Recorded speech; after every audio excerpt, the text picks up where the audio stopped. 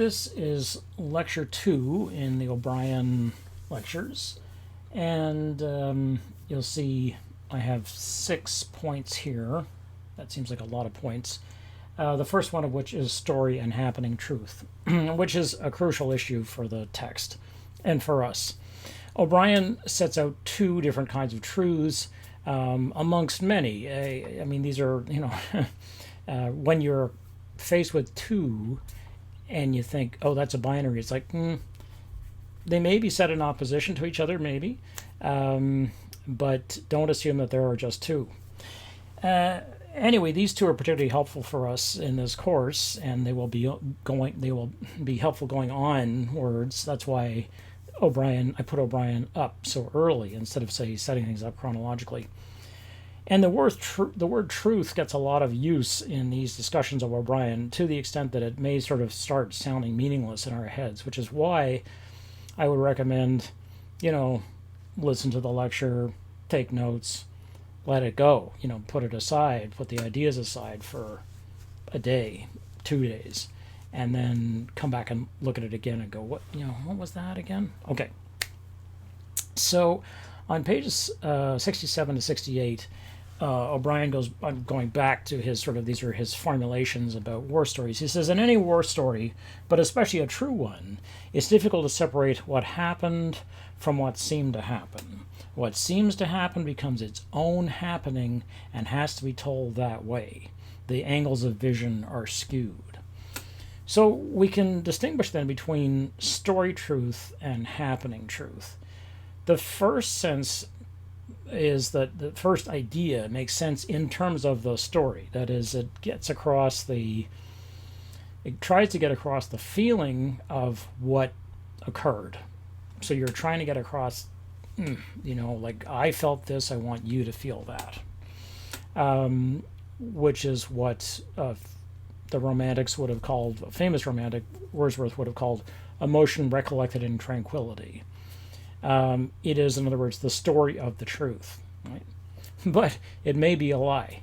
The thing is that if it's an emotion recollected in tranquility, then you're having it when you're not in that emotional state. So if I'm trying to recount an anger, but I'm not actually angry, how can I get it right if I'm not also angry when I'm explaining it to you? So you can see where the the sand starts to slip underneath our feet.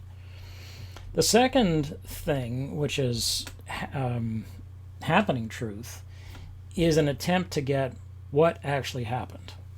So not the story, but the actual thing, what it is. And I'm deliberately not using the word truth here, which, as I say, starts to become relatively meaningless relatively quickly. So you can tell a happening truth, but people may not believe it, because it may not have the right feeling in it or the right sensation in it, or you may not be able to communicate.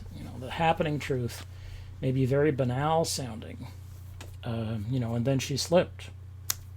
And then what happened? It's like, and then she broke her neck and died. It's like, well, it's a terrible story, but it only takes a few lines, and it may recount the happening truth as far as one can do that. But how much is it going to get across to you the grievousness of the situation, or to us?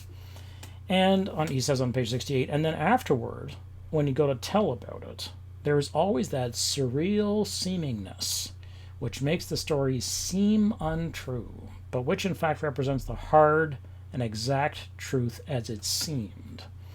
And this is page 68. This word seemed here is so incredibly important in the history of really human beings telling stories, but specifically in the last, say, 2,000 years of the Westerners telling stories, the West telling stories to itself, where the word seems becomes incredibly important and loaded with the sense of the fakeness,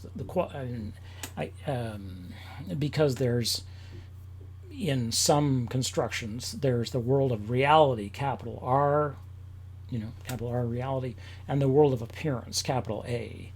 And our movement should be, according to these people, the shift from the world of appearance to the world of reality, from the world of it seems to the world of it is. Well, O'Brien is screwing that up, and he's pointing out that there's an attempt here. We will try to lock down things as they were, and this, what I've been saying is that can't be done. Okay, so if you have a story which is a happening truth, it may just not have a lot of emotional weight to it. It may have truth in it, or actuality in it. Again, trying to avoid the use of the word truth. So if let's say you experience an accident and you say, the accident happened very suddenly, and then I found myself, the car was head down in a ditch, and my arm was twisted at an unusual angle, and I had terrible pain. And that may be the happening truth, but it doesn't necessarily in any way communicate to the listener or my audience the feelings that I would like you to have as you experience this truth that I want you to get. Okay, so that's this concept of these two different kinds of truth, quote unquote, or story, really.